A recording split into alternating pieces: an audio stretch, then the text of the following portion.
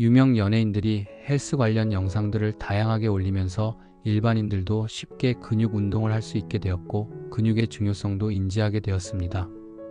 근육은 우리 몸의 에너지원을 만들고 태우는 역할을 하며 세포를 움직이게 해서 신체 활동이 원활하게 되도록 돕습니다. 근육이 중요한 첫 번째 이유로는 기초 대사량이 높아집니다. 근감소증으로 나이를 먹으면서 건강에 미치는 악영향이 다양하게 발생할 수 있습니다. 근감소증의 작은 변화로 인해서 건강의 피해는 연속적으로 입게 됩니다. 손발을 자유자재로 움직일 수 없는 장애를 경험하는 노년을 맞이할 수도 있습니다. 그러나 이런 여러 가지 문제를 개별 노력을 통해 막을 수 있고, 그 핵심은 근육의 답이 있습니다.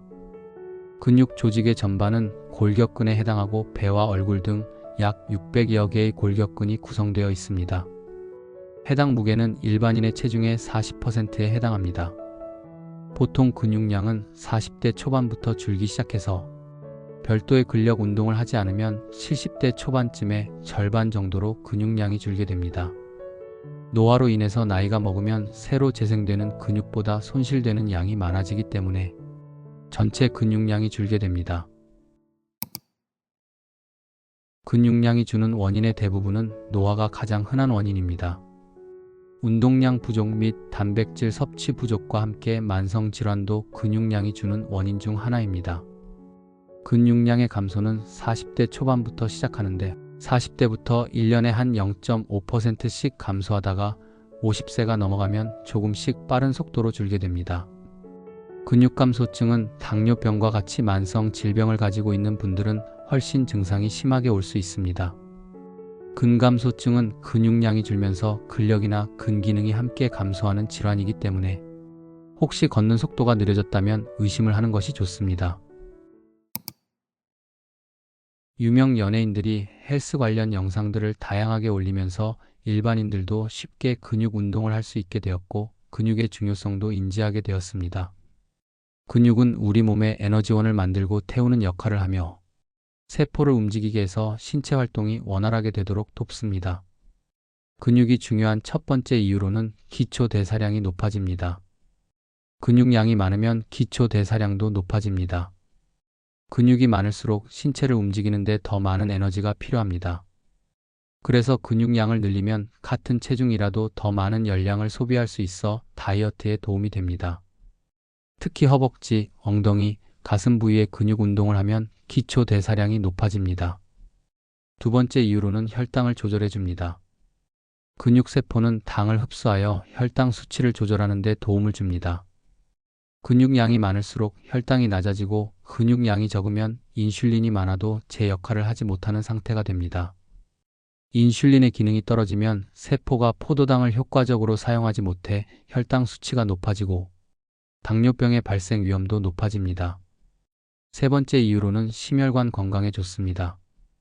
강북 삼성병원 코호트 연구소에서 연구한 결과에 따르면 근육량이 적으면 조기 관상 동맥 질환의 발생 위험이 높아진다고 합니다. 이 연구에서는 근육량이 가장 적은 그룹이 가장 많은 그룹에 비해 관상 동맥 석회 지수가 2.27배나 높았습니다. 네 번째 이유로는 건강한 노년을 살게 합니다. 2014년 분당 서울대 병원의 연구 결과에 따르면 근육이 없는 노인은 근육이 있는 노인보다 사망률이 3배나 높다고 합니다. 그래서 최근에는 건강하게 오래 사는 비결로 근력을 꼽고 있습니다. 노년의 근육은 활동성과 만성 질환 예방 관리에도 도움이 되어 삶의 질에 중요한 영향을 끼칩니다. 마지막으로 낙상사고 등의 골절 위험을 낮춥니다.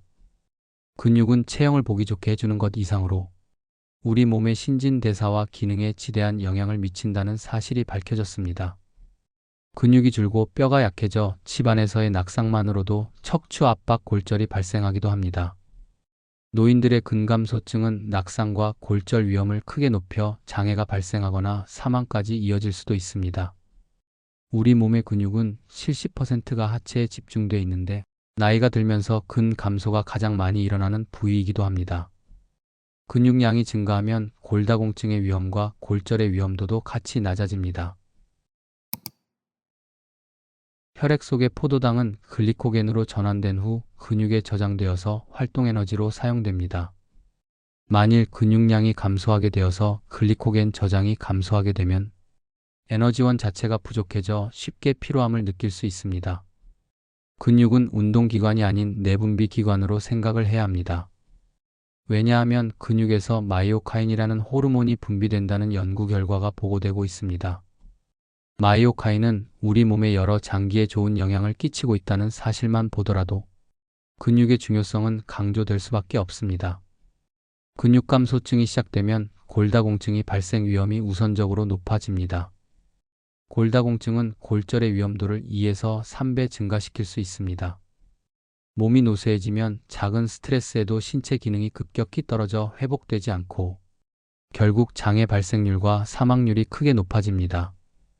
몸이 노쇠해지면 체중이 감소하고 근력이 약해지는 현상이 발생하는데 노쇠가 생기는 근본 원인은 나이가 들어서 늙어가는 노화뿐만 아니라 근감소증이 원인이라고 할 수 있습니다. 나이 들면서 식욕이 떨어지고 운동이 부족해지면 근육감소증이 자연스럽게 동반이 됩니다. 그런데 노화는 피할 수 없지만 근감소증을 예방하여 병적인 노화 현상인 노쇠는 피할 수도 있습니다. 우선 양질의 단백질 섭취와 함께 지속적인 운동을 통해서 근육의 질을 높이는 것이 중요합니다. 근육 감소 중에는 특화된 치료가 없기 때문에 몸의 신체 균형을 위해서 유산소 운동 및 근력 운동을 꾸준히 병행해줘야 합니다. 근력 운동은 일주일에 2회 이상 약 30분가량 너무 무리하지 않는 범위에서 천천히 시작하면 좋습니다. 특별히 나이가 많으신 분들은 심폐 기능이 좋지 않기 때문에 유산소 운동을 통해서 심폐 기능을 높여주셔야 합니다. 심폐 기능이 약한 상태에서 무리하게 근력 운동을 하다가 건강에 악영향을 미칠 수 있습니다. 가장 추천하는 운동은 누가 뭐라고 해도 스쿼드입니다. 이 운동은 익히 대중에게 많이 알려진 운동입니다. 50에서 100개 정도를 매일 조금씩 나눠서 해주시면 좋습니다. 스쿼드와 함께 추천하는 운동은 누워서 엉덩이 들어 올리는 운동입니다. 나이가 먹을수록 엉덩이의 근육이 많이 빠지게 됩니다. 운동 시, 러닝이나 워킹 시 엉덩이를 단련하면 근감소에 많은 도움이 될 수 있습니다. 앞서 말씀드린 것처럼 운동과 함께 가장 중요시 되는 것이 질 좋은 단백질 섭취가 근감소 예방에 중요한 요소라고 말씀을 드렸습니다. 근육은 70%가 수분으로 이루어져 있고 나머지의 단백질로 구성되어 있습니다. 단백질 섭취 권장량을 하루 기준 체중 1kg당 0.9g 정도를 섭취하는 것을 추천합니다. 내 몸무게가 70kg이라면 약 60g 정도의 단백질을 하루에 섭취해야 한다는 이야기입니다. 단백질을 섭취할 때는 한 번에 많이 섭취하는 것보다 하루 세 끼를 일정량으로 나눠서 먹을 것을 추천합니다. 단백질을 섭취할 때는 꼭 동물성 단백질과 식물성 단백질을 교차해서 섭취하는 것이 중요합니다. 동물성 단백질이 좋냐, 식물성 단백질이 좋냐에 대해서는 갑론을 박이 있지만 해당 단백질마다의 기능과 역할이 있습니다. 식물성 단백질은 콩, 견과류, 씨앗, 곡물, 채소 등에서 얻을 수 있는 단백질이고 동물성 단백질은 육류, 가금류, 생선, 유제품, 달걀 등에서 얻을 수 있는 단백질입니다. 식물성 단백질은 건강에 좋은 지방과 섬유질, 다양한 영양소를 제공하며 환경 친화적이지만 필수 아미노산이 불완전하고 흡수율이 낮을 수 있습니다.